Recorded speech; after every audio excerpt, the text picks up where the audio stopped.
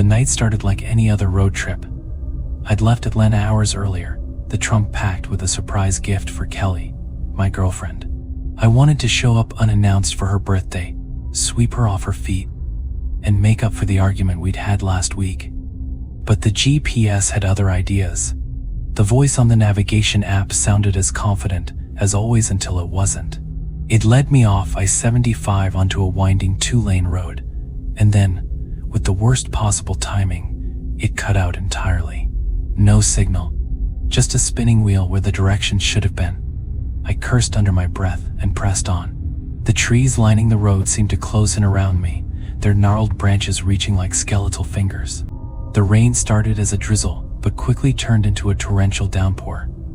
My wipers struggled against the sheets of water. Then came the detour sign, a crooked, hand-painted board propped up on the side of the road. Road closed ahead. It read in dripping red letters. An arrow pointed left onto an even narrower road. Great, I muttered. I turned, the gravel crunching under my tires. The road was barely wide enough for one car, and the overhanging trees made it feel like I was driving through a tunnel. I kept telling myself it would connect back to the highway eventually, but after an hour of winding turns and no other cars in sight, I wasn't so sure. The clock on the dashboard read 2:13 a.m. when I saw the sign Whispering Pines, Motel. The neon letters flickered against the black sky. Something about the sign sent a shiver down my spine. It wasn't just the outdated font or the eerie glow, it was the fact that I hadn't passed any other buildings for miles. I debated pressing on, but the rain had other plans. It slammed against the windshield with a vengeance, and the thought of hydroplaning on a back road was enough to make up my mind. I turned into the gravel driveway. The first thing I noticed about the motel was its silence. Even with the storm raging around me, the place felt muted. The Whispering Pines was a single-story building shaped like an L, its doors lined up in a neat row. Only 3 cars were parked in the lot, and their windows were fogged over, as if they'd been sitting there for a long time. The office was a small square room with a flickering open sign taped to the window. I pushed the door open, a bell jingling above me, and stepped inside. It smelled like mothballs and stale coffee. Behind the counter sat a man who looked like he'd been there for decades. His skin was pale and sagging, his hair a greasy gray, and his eyes, they didn't quite focus on me. "Need a room?" he asked in a flat, emotionless tone. "Yeah," I said, shaking off the rain. "Just for the night." He slid a key across the counter without asking for ID or payment. It was attached to a wooden tag with the number 7 etched into it. "Room 7, he said. "Checkout's at sunrise." "Sunrise?" I asked. "Not noon." He didn't respond. Instead, he turned his attention to a small TV in the corner, its screen buzzing with static. I hesitated, glancing at the guest book on the counter. Its pages were blank, no names, no dates. "Do I need to sign in or something?" "No need," he muttered without looking up. I grabbed the key and headed back to my car, my stomach churning with unease. Room 7 was at the far end of the building. The paint on the door was chipped, and the brass handle was sticky with grime. I unlocked it and stepped inside, immediately hit by the smell of mildew and something faintly metallic. The room was small and dingy, with faded wallpaper and a sagging mattress. A single lamp on the nightstand cast a yellow glow that barely reached the corners of the room. There was a painting on the wall, a forest of pine trees, but it was crooked, and the frame was cracked. I dropped my bag on the bed and locked the door behind me. The deadbolt didn't inspire much confidence, and the chain lock looked like it could snap under the slightest pressure. I tried turning on the TV, static. Every channel. I pulled out my phone.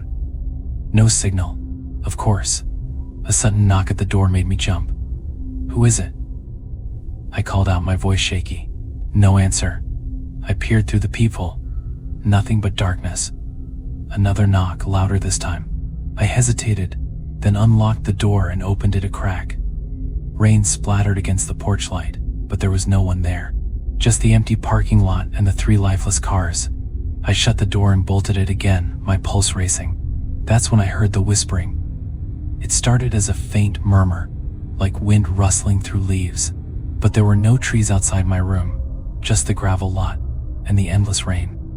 The sound grew louder, insistent, like 100 voices speaking at once. I pressed my ear to the wall, trying to pinpoint the source. The whispers seemed to be coming from everywhere beneath the floor, behind the wallpaper, even the air itself. "Hello?" I called out, my voice trembling. The whispers stopped. And then, clear as day, a voice spoke directly into my ear, "Don't look under the bed." I stood frozen, my ear still pressed to the cold, damp wall. I knew I hadn't imagined the voice. It was too clear, too deliberate. "Don't look under the bed." The sentence replayed in my mind like a broken record. My breathing quickened, and my fingers gripped the edge of the nightstand. Was someone hiding in the room? I grabbed my phone, using its flashlight to scan the room. The light caught on the peeling wallpaper, the cracks in the ceiling, the faded pine tree painting. My gaze drifted to the bed. The voice's warning echoed in my head again, but curiosity clawed at me like a rabid animal. "Don't look under the bed," I whispered to myself. But I had to. I crouched down, heart hammering, and hesitantly aimed the flashlight beneath the bed. Nothing. Just dust, cobwebs, and the jagged edge of a floorboard sticking up at an odd angle. I exhaled, the relief washing over me in waves. Maybe I was just overtired, my brain conjuring things that weren't there. But then I noticed the claw marks. The floor beneath the bed was scratched to hell. Deep gouges running parallel, like something or someone had been dragged. My stomach churned as I backed away. A faint knock echoed the room, but it wasn't coming from the door this time. It was beneath me. "Get it together," I muttered. I grabbed my bag and pulled out my knife, a cheap folding blade I carried for self-defense. Clutching it tightly, I sat on the bed, trying to convince myself that I was safe. But the whispers returned. This time they came from outside the window. I turned toward the window, my pulse quickening. The curtains were drawn, but the faint outline of a figure stood on the other side. It didn't move, didn't speak, just stood there, its presence pressing against the glass like a physical weight. "Who's there?" I shouted, my voice cracking. No response. I edged closer, gripping the knife like a lifeline. The figure was tall and unnaturally thin, its head tilted at an odd angle. I could see its silhouette through the cheap fabric of the curtains, but when I yanked them open, the porch outside was empty. I stumbled back, my legs hitting the edge of the bed. Rain streaked down the window, distorting the view, but I was sure of what I'd seen. Something was out there. I checked the door. Still locked. The chain was intact. My phone still had no signal, and the TV buzzed with static. I hadn't seen anyone else, no guests, no staff, just the old man in the office. Who did those cars belong to? My gut twisted as a realization dawned on me. They hadn't moved. Not in hours. I grabbed my jacket and decided to investigate. The rain had let up slightly, but the air was heavy, electric, like the calm before a storm. I kept the knife tucked in my pocket as I stepped into the parking lot, my boots splashing in shallow puddles. The first car was a rusted sedan, its paint peeling and its windows fogged. I wiped a sleeve across the glass, peering inside. The seats were covered in trash fast food wrappers, empty soda bottles, but the driver's seat was clean. Too clean. The second car was a pickup truck, its bed filled with tools and bags of concrete mix. I tried the door handle, but it was locked. The truck looked abandoned, its tires flat and cobwebs stretching between the wheel wells. The third car was what stopped me cold. It was a red hatchback, Kelly's car. My throat tightened as I staggered back, my mind racing. It couldn't be hers. It had to be a coincidence. But as I circled the car, my fears were confirmed. There was a sticker on the bumper, a small, worn decal of a sunflower. The same one I'd bought for her last year. "Kelly?" I whispered, the word barely audible. I banged on the windows, shouting her name, but the car was empty. That's when I noticed the smears on the hood. Red, streaky handprints dragged across the metal, like someone had tried to claw their way out. I stumbled back to room, my mind spiraling. Kelly was supposed to be in Memphis. How the hell had her car ended up here? I locked the door behind me and sat on the bed, my hands shaking. I needed to think, to figure out what to do next. But as I glanced around the room, My eyes landed on the nightstand drawer. It was slightly ajar, like someone had left it that way on purpose. Against my better judgment, I pulled it open. Inside was a leather-bound notebook, its edges frayed and stained. I flipped it open to the first page. Whispering Pines Guest Journal. The entries were scrawled in different handwriting. Some neat, some frantic. Checked in on April 14th. The manager is creepy, but it's just one night. What could go wrong? Something's off about this place. I keep hearing whispers. My phone doesn't work. Going to check out first thing in the morning. Don't look under the bed. They're watching. My heart pounded as I flipped through the pages. The entries grew more erratic, the handwriting devolving into illegible scribbles. But the last page stopped me cold. It was written in Kelly's handwriting. If someone finds this, please help me. Room 7. Don't trust the manager. Don't trust the whispers. Don't trust him.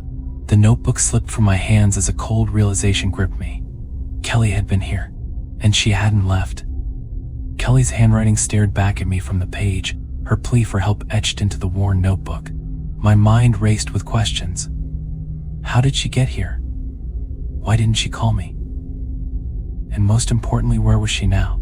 I tried to steady my breathing, forcing myself to focus. The whispers had stopped, but the room felt colder, heavier, like the air was pressing down on me. I needed to get out of here, to find Kelly and leave this place behind forever. As I shoved the notebook into my bag, I heard it. Footsteps. Slow, deliberate, coming from the hallway outside my door. I froze, straining to listen. They didn't sound normal, too heavy, almost wet. Each step squelched like someone walking through mud. The sound stopped just outside my door. I gripped the knife tighter, my knuckles turning white. Kelly, I whispered. No response. The footsteps resumed, moving past my room and down the hall. Against every instinct, I crept to the door and peered through the peephole. The hallway was empty. I unlocked the door and stepped outside, the cold air prickling my skin. The footsteps had left muddy prints on the carpet, leading toward the far end of the motel. They stopped at room 3. The door to room 3 was slightly ajar. I approached cautiously, every nerve in my body screaming at me to turn back. But if Kelly was here, I had to know. Hello, I called out, my voice barely above a whisper. The door creaked open wider, revealing a dark, musty room. The air was thick with the smell of decay. I stepped inside, my flashlight cutting through the gloom. The room was identical to mine, same faded wallpaper, same sagging bed, but there was something on the floor that made my stomach lurch. A trail of muddy footprints led to the closet. I swallowed hard, my hand shaking as I reached for the closet door. The whispers returned, louder now, filling my ears with an incomprehensible cacophony. Stop, I muttered, pressing my free hand to my temple. Just stop. The whispers didn't stop. They grew louder, more insistent, until I couldn't take it anymore. I yanked the closet door open. Nothing. The closet was empty, save for a few wire hangers swaying gently as if disturbed by a breeze. I exhaled shakily, lowering my flashlight. But then I felt it. A cold hand on my shoulder. I spun around, my flashlight trembling in my grip. The beam landed on a figure standing in the doorway, its face obscured by shadow. It was tall and impossibly thin, its limbs unnaturally long. Who are you? I demanded, my voice cracking. The figure didn't respond. It tilted its head, as if studying me, then took a step forward. Its movements were jerky, like a marionette on tangled strings. I backed away, my heart pounding. Stay back. The figure stopped, its head snapping toward the closet. It pointed a long, bony finger at something behind me. I turned slowly, the flashlight beam landing on the back wall of the closet. The wallpaper was peeling, revealing something scratched into the wood beneath. He takes them. I turned back to the figure, but it was gone. I ran back to room 7, slamming the door behind me and locking it. My mind was racing, my thoughts a chaotic blur. Who or what was that thing? And what did it mean by he takes them? I pulled the notebook from my bag and flipped back to Kelly's entry. Don't trust the manager.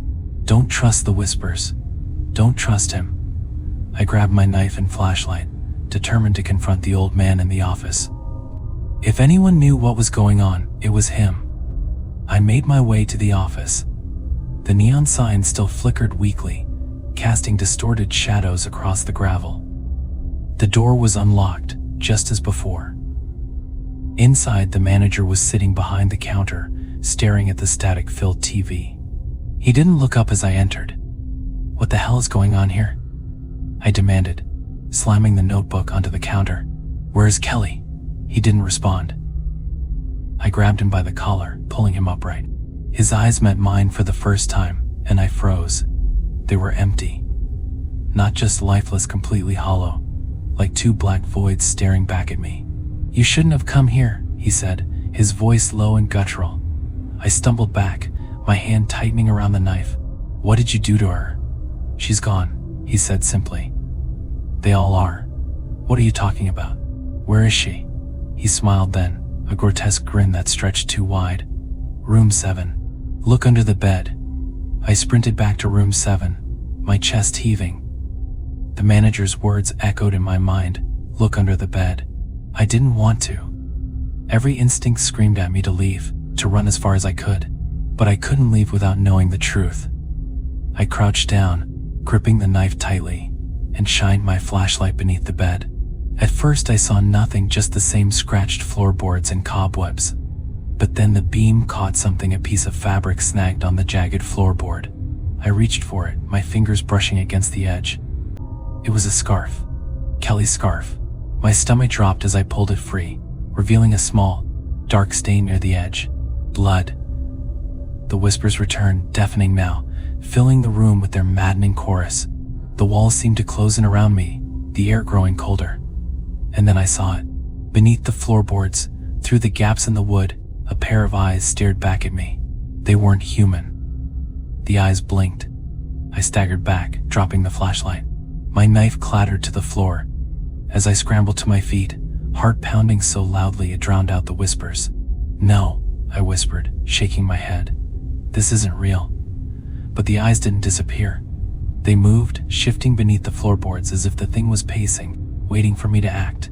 The whispers crescendoed into a deafening roar, and then, just as suddenly, they stopped. A voice broke the silence. "You shouldn't have come back." It wasn't Kelly's voice. It wasn't the manager's either. It was deeper, raspier, with an edge that made my skin crawl. "What are you?" I shouted, my voice cracking. "What do you want?" The floorboards creaked as the thing shifted again, and then it spoke. "I take what is given." "What does that mean?" I yelled. But it didn't answer. Instead, the eyes vanished, sinking deeper into the shadows beneath the floor. The room grew colder, the air thick with a rancid stench. That's when I saw the blood. It seeped up through the cracks in the floorboards, pooling around my boots. I stumbled back, slipping in the slick crimson, as the whispers returned, louder and more frantic than ever. The voice spoke again, this time from directly behind me. "You're next." I whipped around, knife in hand, but the room was empty. The whispers surrounded me, pressing against my skull like 1,000 voices screaming in unison. I had to get out. I grabbed my bag and bolted for the door, throwing it open and running into the rain-soaked parking lot. The office was dark now, the flickering neon sign extinguished. The other rooms were silent, their windows black and lifeless. I ran to Kelly's car, fumbling with the door handle. It was unlocked. Sliding into the driver's seat, I slammed the door shut and jammed the key into the ignition. The engine sputtered but didn't start. "Come on," I muttered, turning the key again. The whispers were louder now, seeping into the car like a physical force. My breath fogged the windshield as I tried again and again to start the engine. Finally, it roared to life. I threw the car into reverse and sped out of the parking lot, gravel spraying behind me. But as I turned onto the main road, I saw it in the rearview mirror at the motel. It wasn't behind me anymore. It was ahead. The sign glowed bright red against the darkness, its letters flickering like a heartbeat whispering Pines Motel. "No, no, no," I whispered, slamming the brakes. The car skidded to a stop, the tires screeching against the wet asphalt. My hands shook as I stared at the sign, my mind racing. How was this possible? I just left the motel. I threw the car into reverse, speeding backward down the road. The trees blurred past me, their twisted branches clawing at the night sky. But no matter how far I drove, the sign appeared again, always in front of me, always the same. Whispering Pines Motel. My breathing grew ragged as I realized the truth. I wasn't leaving. I couldn't. The whispers grew louder, their words clearer now. Stay. Stay. Stay. No. I screamed, slamming my fists against the steering wheel. I'm not staying. But deep down, I knew it wasn't up to me. I parked the car in front of the office and stepped out, the whispers urging me forward. My knife felt useless now, a pitiful defense against whatever force controlled this place. The office door was wide open, the interior dark and silent. I stepped inside, my boots squelching against the damp carpet. The manager was there, sitting behind the counter. His hollow eyes glowed faintly in the darkness, his twisted grin stretching impossibly wide. You came back, he said, his voice echoing unnaturally. Where is she? I demanded, my voice trembling. She's part of the motel now, he said simply. Just like the others. I shook my head, my grip tightening on the knife. No, you're lying. The manager chuckled, a low, guttural sound. You still don't understand, do you? This place doesn't let go. It takes what it's given, and it never lets go. The whispers grew louder, the walls of the office seeming to pulse with each word. You're lying, I screamed, lunging at him with the knife. But as the blade sank into his chest, his form dissolved into black smoke, swirling around me and filling my lungs. I collapsed to the floor, choking, as the whispers consumed me. When I woke, I was lying on the bed in room 7. The room was pristine now, no blood, no scratches, no sign of anything unnatural. The air smelled clean, almost pleasant, and the lamp on the nightstand cast a warm glow. I sat up slowly, my head pounding. My bag was gone. My knife was gone. Even the notebook had vanished. A knock at the door startled me. Checkout time, a voice called. I hesitated, then opened the door. The manager stood there, smiling. But his eyes, they weren't hollow anymore. They were mine. You're the new manager, he said, stepping aside to reveal a young woman standing behind him. She looked terrified, clutching a small duffel bag. Need a room? I heard myself ask, the words spilling from my mouth against my will. The woman nodded hesitantly, and I handed her a key. Room 7. I led the young woman to room 7. Her hesitant footsteps echoed. She glanced nervously at the flickering neon sign above us, her eyes darting toward the darkened windows of the other rooms. This place, it's really quiet, she murmured, clutching her duffel bag like a lifeline. It's always quiet here, I replied automatically, the words foreign to my ears, as though someone else were speaking through me. We stopped in front of the door, its peeling paint barely clinging to the wood. My hand, moving as if guided by an unseen force, slid the key into the lock and turned it. The door creaked open. Here you go, I said, stepping aside. She hesitated on the threshold, her eyes scanning the dimly lit interior. It feels strange. It's just the rain, I lied. Get some rest. You'll feel better in the morning. She nodded slowly and stepped inside. The door closed with a finality that sent a shiver down my spine. I didn't move. I couldn't. My feet were rooted to the spot as the whispers returned, faint at first, then growing louder, filling the air with a sinister chorus. Room 7. The number burned in my mind, a brand I couldn't escape. The motel had claimed me, and now it had claimed her. I turned and walked back toward the office, the rain washing over me, carrying with it the faint echo of her screams as the door to room 7 locked from the inside.